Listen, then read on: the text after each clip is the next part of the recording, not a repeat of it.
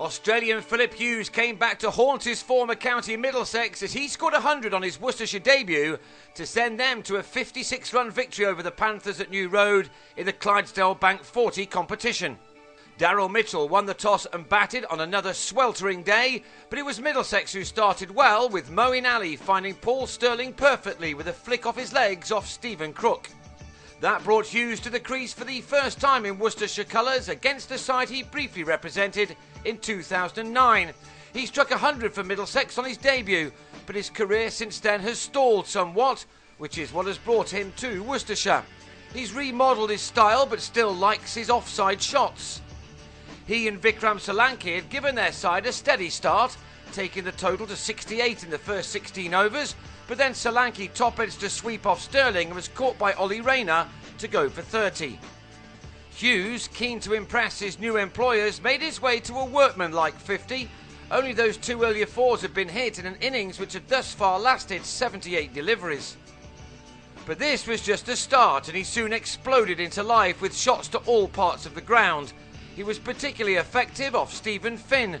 Some of his shots were classical ones, straight out of a coaching manual, while others were the kind of strokes which have only come into the game in the last few years. Whichever way he went about his business, the runs were now coming quickly for the Aussie, and the total was beginning to build. His partnership with Mitchell was key to Worcestershire's success. Mitchell was mostly happy to nudge and nurdle, playing only the occasional extravagant shot as he and Hughes put on 116 for the third wicket in 18 overs. 33 balls of the innings remained when Mitchell was bowled as he swung across a delivery from Rayner to go for a runner ball 48 with his side on 184 for 3. With so many wickets in hand, the remainder could play their shots, and Gareth Andrew did just that very thing, striking a couple of big blows for 6. He, perhaps more than anyone in this country, has advertised the Mongoose MMI 3 bat. Stuart Law once described it as a half brick on a stick.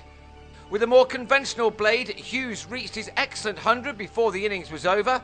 This neat cut brought him his 9th 4 to take him to 3 figures off 115 balls, his second 50 occupying only 37. Andrew now expected everything Hughes hit to bisect the field, and so he set off for a run, even though this shot went straight to Neil Dexter, who completed the simple run-out.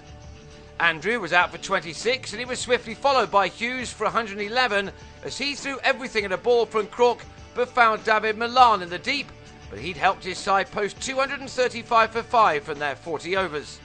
It looked a beatable score for sure, and both Malan and Denly gave Middlesex a reasonable enough start. They didn't have to go crazy from ball 1 as they laid a solid platform with 38 coming off the first 7 overs.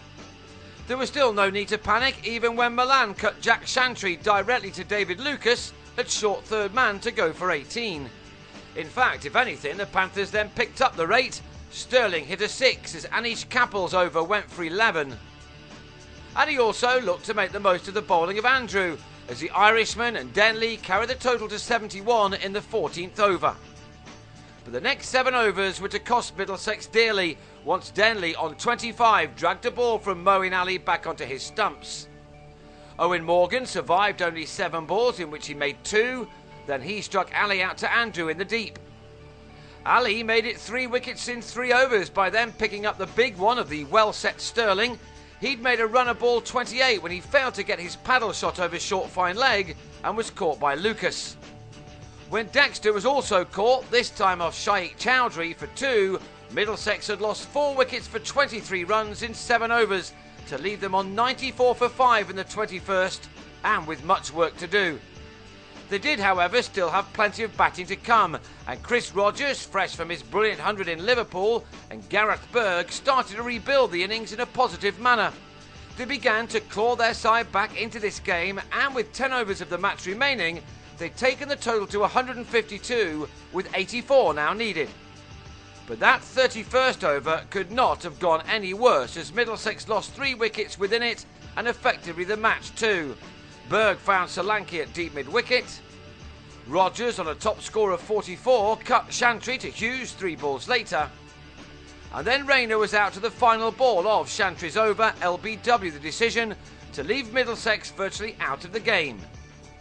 At 157 for 8, they now needed 79 off the last 9 overs with only 2 wickets in the bank.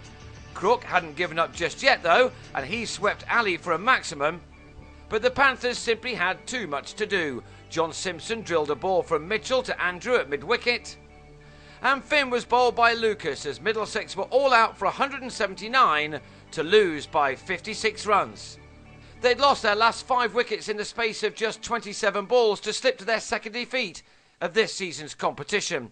They now return to 4-day action and another match at Lord's as they take on Sussex from next Wednesday.